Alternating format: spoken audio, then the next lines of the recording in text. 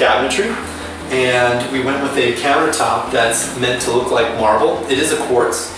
And what I really like about quartz is it's non-porous. You don't have to seal it. It can't be a food source for mold. So these are all great things about quartz that I really like about it, and it's the reason why I constantly recommend it.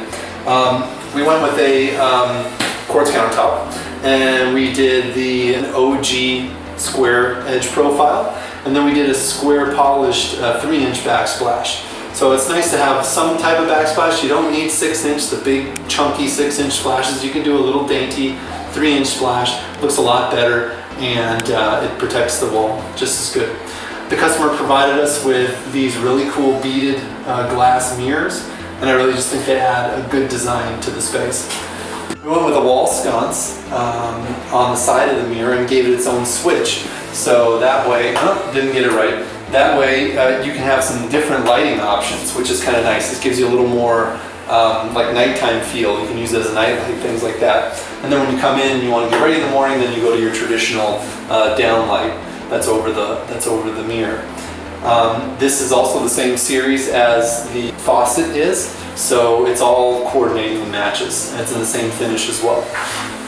We also did an undermount sink, square undermount sink. These are very popular, and I just really like the way that we cut in our sinks. I think they look really good.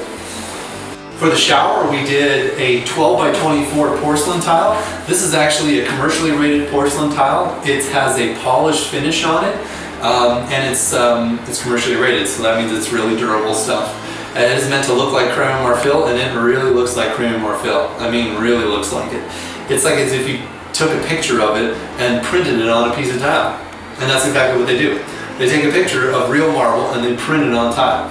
So it looks really, really realistic. We went with a tumbled 4x4 stone above it, and we did some little glass jewels, and then we separated it with a little pencil rail. This is actually real marble. And this tumbled stone design goes all the way to the ceiling, and I think for the space, because we have a really tall ceilings in this house, it's really nice to utilize that space and go all the way to the ceiling. It gives a really great finished look to the whole shower. And then again with a really big rain shower head. Now our shower heads we set at 84 inches, so it helps you get underneath them, you know, or like in the 80s and the 70s where they build the shower heads that are really low and no one can get underneath them. So this one actually has an extended shower arm that raises it up even a little bit more. And it is a tilt shower head, so you can tilt it and get underneath it if you want to, or if you want to tilt it this way and step back, you can get out of it so your hair doesn't have to get wet every time. So it is a rain shower head, but it's a versatile rain shower head.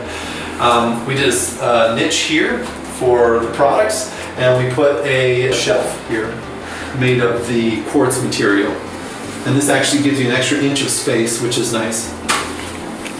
We did a quartz top, and then we did a 2x2 mosaic on the shower floor. And we like the 2x2 mosaic because it's easier to slope, and this is a matte finish versus the polish on the walls. And then we did this really fun chrome grate for the shower. And for this floor, we went with a contrasting tile. It contrasts the cabinets well, it contrasts the tile well in the shower. And it is a commercially rated porcelain tile. It is a matte finish, and it's a 12 by 24.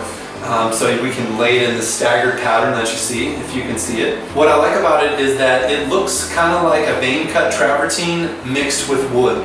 So what's cool about the new technology in porcelain tiles is they can pretty much make anything they can dream of. So they took the best parts of a vein cut travertine tile and then added a little bit of wood look to it. You know, heightened some of the areas of it to give it like a really, really cool look. This is an 18-inch medallion bordered in the absolute black granite, and then we did coordinating tiles. So this is the same tile that this is. It's just in a polished finish versus the matte finish. And then this is the same tile that we did in the shower, that creme marfil looking porcelain, except we did it in the matte finish versus the polished in the shower. So we kind of reversed it. For this Jack and Jill bathroom, we did a quartz countertop, looks like creme marfil, and then we did that same Moen faucet that we did in the other guest bathroom, except now we have two of them. What I like about these faucets is we went with the 8-inch spread, and that basically means that it has 3 components to it, as you can see. The hot, the cold, and then the center faucet. It does come in a 4-inch spread. That is where the all the hot and cold and the faucet are on one plate. That has a little more kind of a guest bathroom feel to it. This has a little more master bathroom, a little more upgraded feel to it. So I'm glad that we did that. It also, you can have just a single faucet that comes out too, and that normally looks best in like powder bathrooms and things like that, depending on the design. But I'm really glad we went with this faucet because it just really ties the space together. It makes it look very elegant. This is where guests are going to stay, so it looks really good. So for this bathroom, originally only had a 2-gang box. That means it has just 2 switches, so we added another box.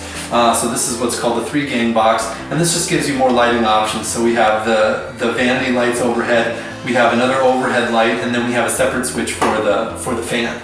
So if you want the fan on and you want the fan off. And for the floor, we went with a creme de marfil looking porcelain. Now this is a 24 by 24.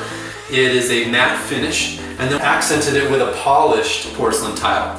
It does look like marble, but this is all actually porcelain tile, so it's going to hold up really well. On top of that, having the acrylic component in the grout that we use means that this bathroom floor, is going to last a long time. What I really like about the design feature on this floor is that we didn't just do a box. We did a box with these little extra arches in the corners, and I just think it really makes it look that much more elegant. So I really like this design feature, and I'm really excited about the way that it turned out. So for this tub shower combo, we actually kept the existing tub, just cleaned it up. We changed out the overflow and the drain to chrome to match everything else. And this again is that same Moen faucet that matches the vanity faucets. We did a niche on the back wall. This is actually the wall entering the bathroom. I like about that. So right when you enter the bathroom, you do not see the niche. And we added this quartz shelf on it, so you have a little extra space. It gives you about an extra inch of space. Now for this back wall of the tub, we did pretty much the same picture frame that we did on the bathroom floor. It's a 2-inch frame made of that porcelain tile, and then I did that extra little curve in the corners of the picture frame. Now that has to actually get water jet, is how you cut that. So that actually has a process, same way they make the medallions. It's a high pressure, exactly what the word implies, a water jet. That cuts that out for us. So it's really cool because we can anything we come up with, we can make it into a custom design. Okay, for all our showers, we do a lath and scratch, and then we do a floated method. That is the method we use. We don't use any backer board or anything like that. And so that makes the wall thicker, and so we always have to figure out a way to cap that off. For this shower, it actually makes a bull nose for it. So we have these bull nose made for this particular shower, and that's a really classy way to just cap that off. And it makes a real bulky look to the shower and a real custom and finished look to it. And the fact that it is a floated wall means that it's going to last a really, really long time.